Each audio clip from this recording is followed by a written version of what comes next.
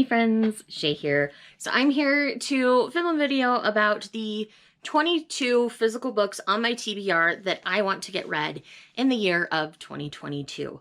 I kind of have them broken up into three categories. I've got a light novel category, I've got my paperbacks, and I've got my hardbacks. So let's go ahead and dive into this video. So first up, I want to keep going with the light novels for Restaurant to Another World.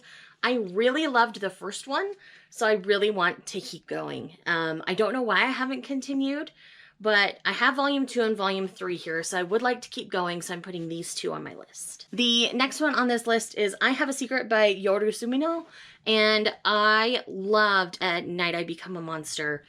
I believe that was 2 years ago. And this was this year's release, and I just have not gotten to it yet. And so I really wanted to prioritize it and put it in my list for 2022 because I've really enjoyed what I've read from Yoru Sumino, so I really want to keep going. And the next two are part of an ongoing project that I'm working on, and I have The Scum Villains Self-Saving System Volume 1 and Grandmaster of Demonic Cultivation Volume 1. I'm doing an MXTX series here on the channel. I have already read Heaven Official's Blessing.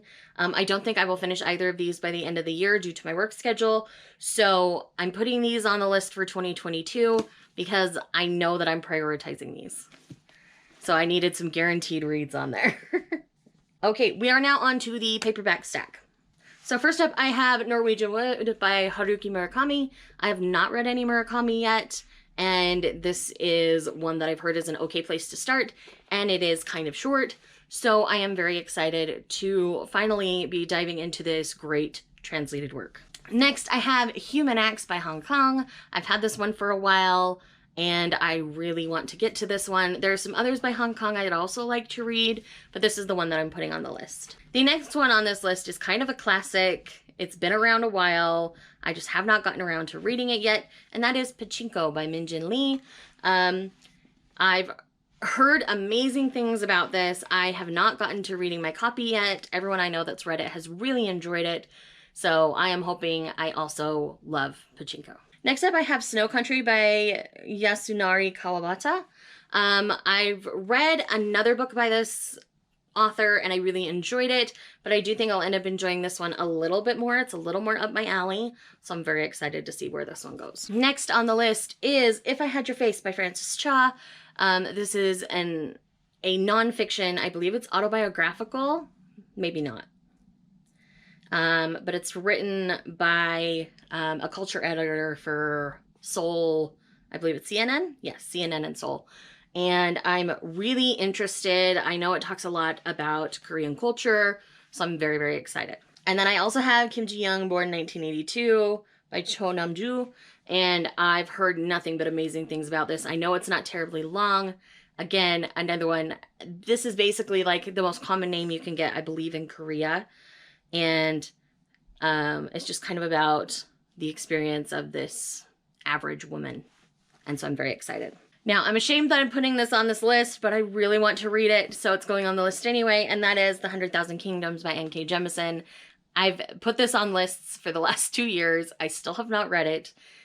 Shame on me forever, but I do want to prioritize this one. I did start it at one point, but it was denser than what I could handle at the time. I was a bit depressed, and so I couldn't get into it. And I wanted to make sure that I was in the right headspace to give this book my full attention. So I'm very, very excited to get to this in 2022 because my mental health is much better. Next, I have The Princess Trap by Talia Hibbert. My girl Melissa over at Melissa C gifted this to me for Christmas, and so I really want to get to this one. I'm very, very excited. Her book is coming out in 2022, by the way, Melissa's, and that is not on my list, but it's definitely a 2022 read. Just so you know, it's called You, Me, and Our Heartstrings. Here's the cover. It's adorable. Then I have You Had Me at Ola by Alexis Daria. I like cheesy, overdramatic things sometimes, and I've heard that this one is really, really fun. I've had it for a while. Again, just haven't gotten to it. I know that there's already another book in this kind of world, something about adios. But yes, I'm excited to give this one a read. And then I have 2 Olivia Dade books. I have Teach Me and Sweetest in the Gale. I know that these are in the same series as 40 Love, like it involves kind of the same group of people. It's the Marysburg ones. And I do have 40 Love, so I'm probably going to lump that in with these, even though it won't formally be on this list. But yes, I want to read the Sweetest in the Gale novels by Olivia Dade. I really do like Olivia Dade, even though I didn't love all the feels. So I'm very excited to keep going. So the next one is Sons of Yokai, Mists of Iga by Kyle Mortensen. This is actually one of my client's sons writing about yokai, and I am very intrigued. I do know that this book is available on KU as well. So I have not gotten around to this yet, but I'm very, very excited. All right, the last stack is fairly small, and it's my hardbacks. So first up, I have Burnt Sugar by Avni Doshi. And this is another work in translation, and I've had this on my list since earlier this year, and I have not gotten to it yet, so I wanted to put it on this list so I would prioritize it. Next is a gift I got from my nephews last year for Christmas, but I have not gotten around to yet, and that is Love and Olives by Jenna Evans Welch. And this is the third book in her kind of travel rom-com series. This one takes place in Greece, and I'm very excited to read it. Next up, I would like to finish off the Harbinger trilogy. So the first book was Storm and Fury. So I have Rage and Ruin and Grace and Glory by Jennifer L. Armentrout. Yes, this is YA fantasy, which I haven't been getting along with as well recently, but I really did enjoy book 1, so I'm really excited to see where the rest of the series goes. And last but not least on this list is another YA fantasy, actually, and that is Vespertine by Margaret Rogerson.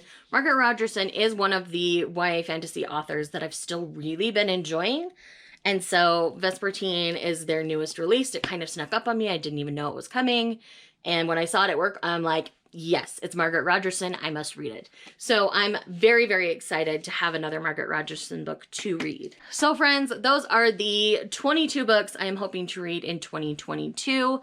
If you're doing a similar challenge, let me know some of the books on your list down below. If you're here just because you love me, leave your favorite holiday related emoji, and I will see you guys in the next one.